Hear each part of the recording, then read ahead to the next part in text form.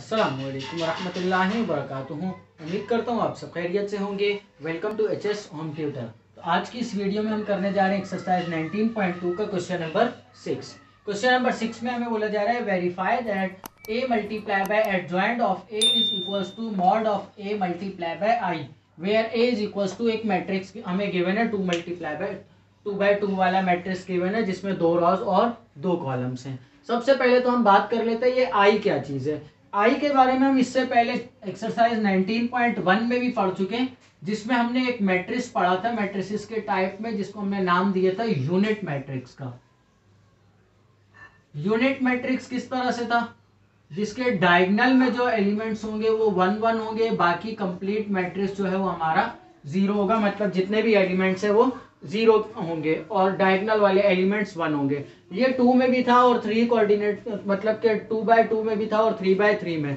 पर identity matrix क्या होता है, जिसके डायगोनल में 1 1 हो और 0 0 हो और वो 2 बाय 2 वाला मैट्रिक्स हो, वो कहलाता है आइडेंटिटी मैट्रिक्स। मतलब यूनिट मैट्रिक्स को ही हम आइडेंटिटी मैट्रिक्स भी कह सकते हैं। तो यहाँ पर अब हमने ये बात प्रूफ करनी है। सबसे पहले मैं लेफ्ट हैंड साइड लेकर चलता हूं। Taking left hand side, left hand side पे हमें सॉल्व करने का बोला जा रहा है a multiply by adjoint of a। Adjoint of a मालूम करने का तरीका हमने इससे पिछले क्वेश्चंस में सीखा था। तो एडजॉइंट ऑफ a मैं यहां पर सॉल्व कर लेता हूं। एडजॉइंट ऑफ a हमने मालूम करना है, तो मतलब हमने एडजॉइंट मालूम करना है ए मैट्रिक्स का 2 3 -4 और -6। अब यहां पर इसका एडजॉइंट मालूम करने, तो एडजॉइंट में हमें पता है डायगोनल वाले एलिमेंट्स की पोजीशन चेंज हो जाती है, मतलब -6 यहाँ और 2 यहाँ, और जो बाकी एलिमेंट्स बच जाते हैं उनका साइन चेंज हो जाता है। तो ये हमारे पास एडजॉइंट ऑफ ए का आंसर आ गया। तो दोबारा से अब लेफ्ट हैंड साइड जो हमारी इक्वेशन नंबर 1 थी उसमें ए मैट्रिक्स हमें ये गिवन है 2 3 -4 और -6। मल्टीप्लाई करवा देंगे इसको एडजॉइंट ऑफ ए से, मतलब कि -6 -3 4 और 2। दो मैट्रिसेस है 2 बाय 2 वाले, दोनों का ऑर्डर जो है वो सेम है, तो इन दोनों को मल्टीप्लाई हम करवा सकते हैं। तो मल्टीप्लाई करवाने का तरीका क्योंकि इसी एक्सरसाइज के हमने स्टार्ट में सीखा था। फर्स्ट रॉ को लेंगे इधर फर्स्ट कॉलम से, फिर सेकंड कॉलम से मल्टीप्लाई करवाएंगे, फिर सेकंड रॉ को लेके फर्स्ट कॉलम से मल्टीप्लाई करवाएंगे और फिर सेकंड कॉलम से। तो ये फर्स्ट रॉ को मैं मल्टीप्लाई करवाता हूँ फर्स्ट कॉलम से, तो 2 6 12 आ जाएगा, तो यहाँ पर आ गया -12, फिर आ जाएगा प्लस फॉर्मूले का और 3 4 12। अब यहाँ पर इसको हमने इधर मल्टीप्लाई करवाना है, तो 2 3 -6, फिर उसके बाद 3 2 +6। अब इस मैट्रिक्स को इस वाली रो को मल्टीप्लाई करवा देते हैं, तो -4 × 6 माइनस माइनस प्लस और 4 6 24, तो आ जाएगा +24 और फिर आ जाएगा प्लस, और फिर ये -6 × 4, तो यहाँ पर आ जाएगा -24। अब ये 4 3 12, तो माइनस माइनस प्लस हो जाएगा, तो +12 और -6 2 12, तो यहाँ पर प्लस इंटू -12। ये मैट्रिक्स क्लोज हो जाएगा। यहाँ पर ये प्लस माइनस था, ये भी 0, ये भी प्लस माइनस तो 0, ये भी प्लस माइनस 0 और ये भी प्लस माइनस 0, मतलब के सारे एलिमेंट्स जो है वो हमारे 0 के बराबर आ गए। तो सिंपली हम अपना आंसर इस तरह से लिख सकते हैं, जो लेफ्ट हैंड साइड का आंसर हमारे पास आ गया है 0। ये हमारा लेफ्ट हैंड साइड का आंसर आ गया। तो मैं इसको अपने पास साइड पे लिख लेता हूँ। लेफ्ट हैंड साइड जो है वो हमारी बराबर है 0 के। ये आप कॉपी कर ले ताकि फिर हम राइट हैंड साइड सॉल्व कर लें। तो स्टार्ट करने जा रहा हूं मैं राइट हैंड साइड।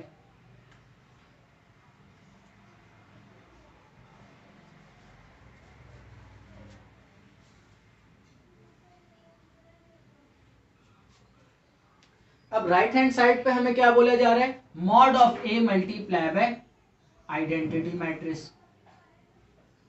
कि ये बात हमें बोली जा रही है। अब सबसे पहले तो हमें मॉड ऑफ ए मालूम करना पड़ेगा, तो मॉड ऑफ ए मालूम कर लेते हैं। यहाँ पर हमें मैट्रिक्स गिवन है 2 3, -4 और -6। सिंप्लीफाई कर लेंगे। मॉड को सॉल्व करने का तरीका भी हमने इसी एक्सरसाइज में कुछ पहले क्वेश्चन में सीखा है। ए को मल्टीप्लाई करवा देंगे डी के साथ और फिर बी को मल्टीप्लाई करवा देंगे सी के साथ। सो मतलब 2 मल्टीप्लाई बाय -6, सेंटर में माइनस का साइन, और फिर 3 मल्टीप्लाई बाय -4। 2 6 ज़ा 12, ये हो जाएगा -12, माइनस फॉर्मूले का 3 4 ज़ा 12 और ये -12, माइनस माइनस प्लस आ जाएगा तो -12 + 12, जो कि दोनों कैंसिल होकर हमारे पास बच जाएगा 0। तो मॉड ऑफ ए का हमारे पास आंसर 0 आ गया है। तो हमें पता है 0 से किसी भी टर्म को मल्टीप्लाई करवाया जाए तो वो 0 ही होती है।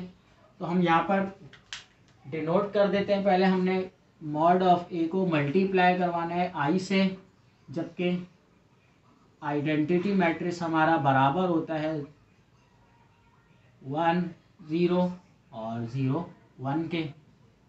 सो देयरफॉर यहाँ पर मॉड ऑफ ए का आंसर आया 0 और ये हमारा आइडेंटिटी मैट्रिक्स है। तो ये पूरा मैट्रिक्स जब हमारा 0 से मल्टीप्लाई होगा तो आंसर आ जाएगा 0। तो लेफ्ट हैंड साइड का भी हमारा आंसर 0 आया और राइट हैंड साइड का भी आंसर हमारा 0 आया। तो लास्ट में हम हेंस प्रूव, यहाँ पर हम एक स्टेटमेंट दे देंगे। क्या प्रूव हो गया? जो लेफ्ट हैंड साइड जो है वो बराबर है राइट हैंड साइड की। ये बात जो है हमारी जो क्वेश्चन में बोला गया था वो बात प्रूव हो गई है। नेक्स्ट क्वेश्चन कर लेते हैं इसका। तो क्वेश्चन नंबर 7 मैंने यहाँ पर एक्सरसाइज का लिख लिया। क्वेश्चन नंबर 7 में हमें बोला जा रहा है find the inverse of following matrices by adjoint method.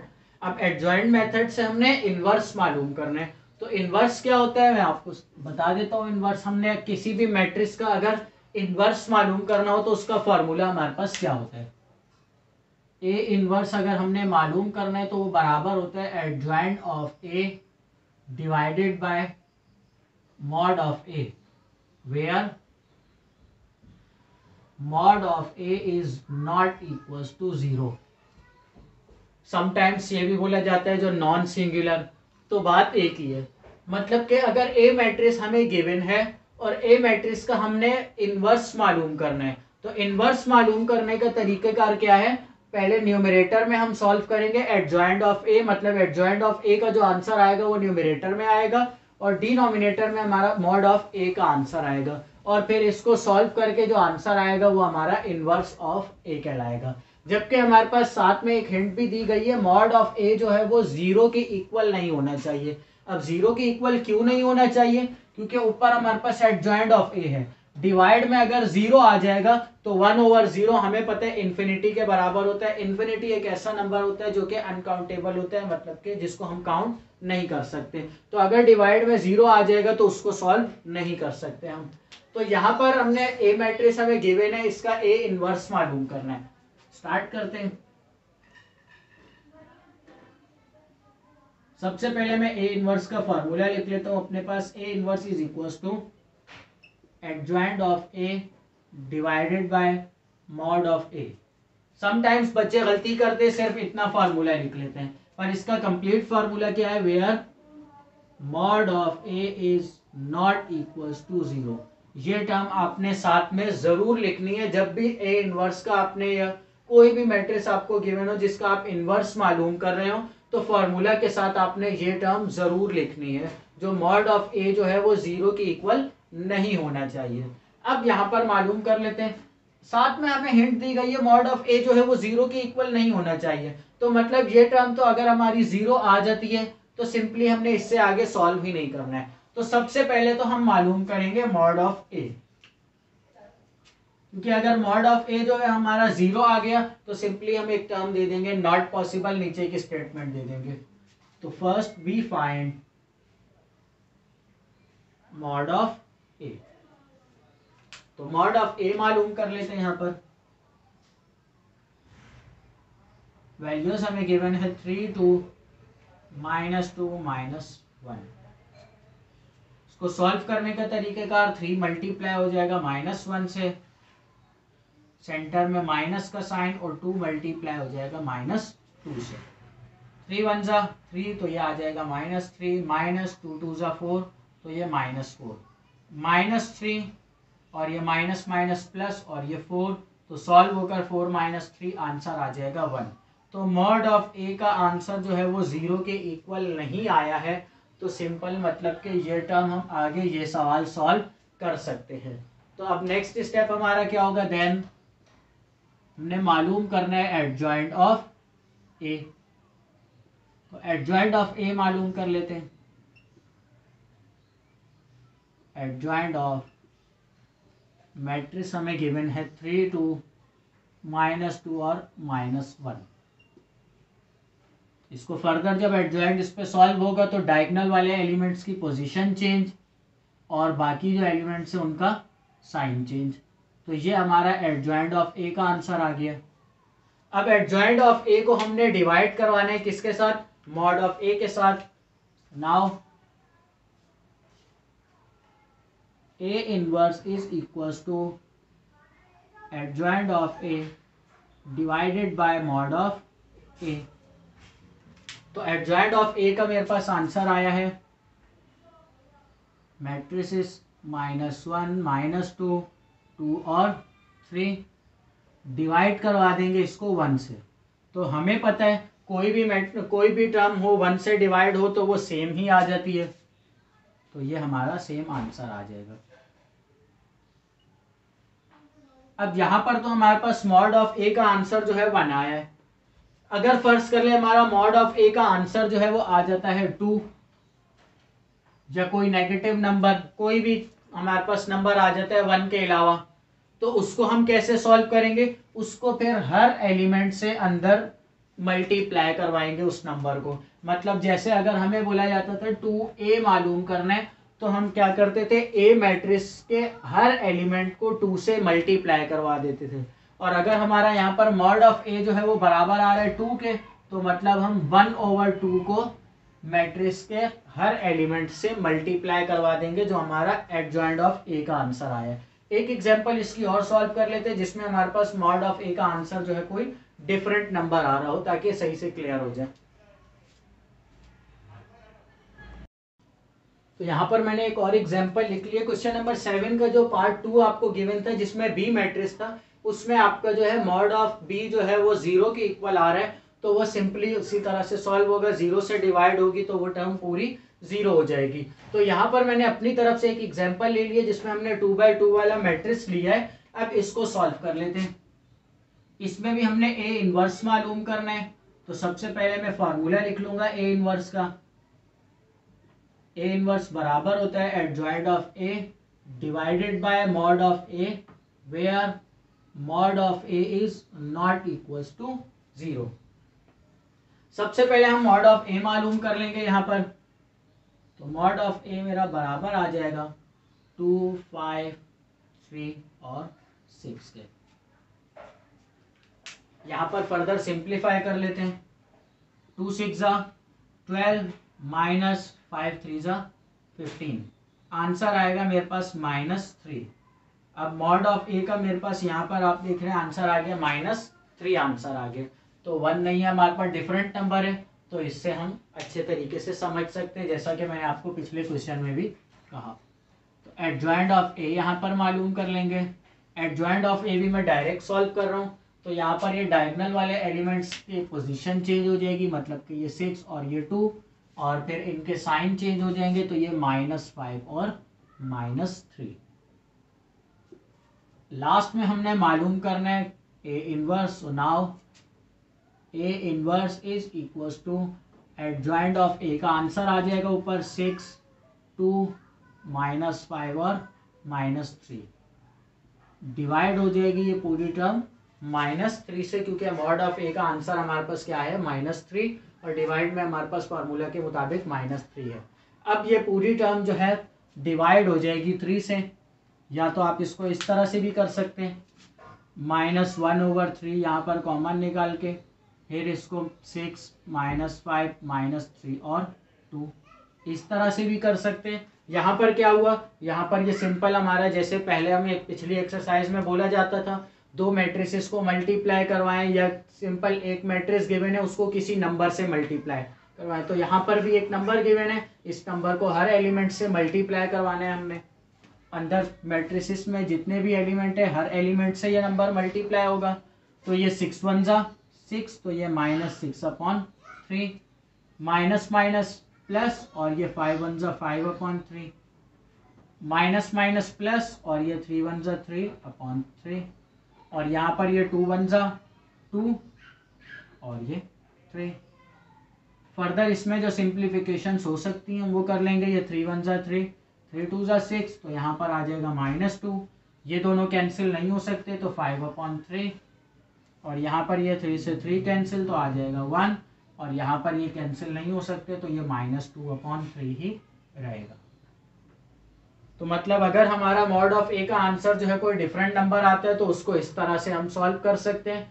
ऊपर जो हमें मैट्रिक्स गिवन होगा एडजॉइंट ऑफ ए का मतलब जो हमारा आंसर होगा उसके हर एलिमेंट से उस नंबर को डिवाइड कर दिया जाएगा, तो सिंपली वो हमारा आंसर आ जाएगा। नेक्स्ट हमारा जो क्वेश्चन है क्रैमर्स रूल करना है उसमें हमने, तो वो कर लेते हैं।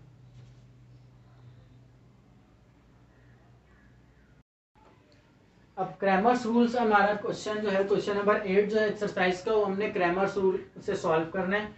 उसमें हमें 2 इक्वेशंस गिवन है। अब इक्वेशंस की मदद से हमने उसको सॉल्व करना है। तो यहाँ पर हमारा मकसद जो होता है क्रैमर्स रूल में सॉल्व करने का, वो एक होता है एक्स की वैल्यू निकालना और एक वाई की वैल्यू निकालनी होती है। हमने क्रैमर्स रूल में 2 इक्वेशंस गिवन होंगी, उन दोनों इक्वेशंस की मदद से हमने एक्स और वाई की वैल्यूज निकालनी होगी। जबकि एक्स का फॉर्मूला आपको गिवन है mod of A1 divided by mod of A, where mod of A is not equals to 0, और यहाँ पर गिवन है mod of A2 divided by mod of A, where mod of A is not equals to 0। आपकी book में इसको mod of A1, A2 और A का नाम दिया गया। समटाइम्स आप अगर पुरानी बुक में देखेंगे या किसी और बुक में से देखेंगे इसको, तो यहाँ पर dx और d और dy और d भी इस्तेमाल किए जाते हैं। तो मॉड ऑफ A1 A2 बोला जाए या dx/d और dy/d बोला जाए, बात एक ही है।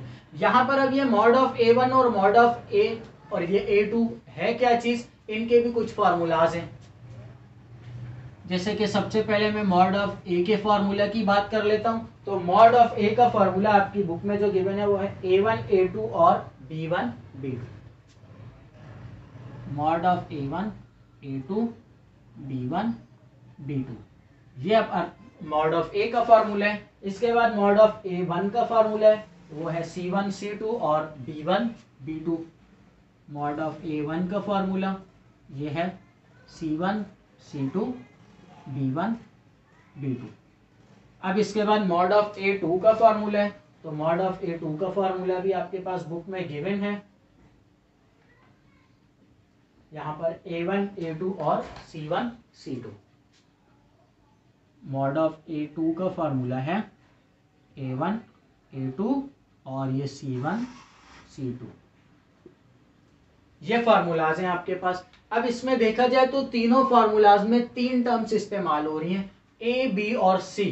या तो उनके साथ 1 लगा हुआ है या तो 2 लगा हुआ है, मतलब के A B और C ये 3 टर्म्स इस्तेमाल हो रही है, या इनके साथ 1 इस्तेमाल हो रहा है या 2 इस्तेमाल हो रहा है। अब ये A B C टर्म्स हमें मिलेंगी कहाँ से, वो हमें इक्वेशंस गिवन होंगी सवाल में। A1x plus B1y plus C1 equals to 0 और A2x plus D2y plus C2 equals to 0। हमें 2 इक्वेशंस गिवन होंगी जिसमें x के साथ एक कोफिशिएंट होगा, y के साथ एक कोफिशिएंट होगा और एक सिंपल कांस्टेंट नंबर होगा।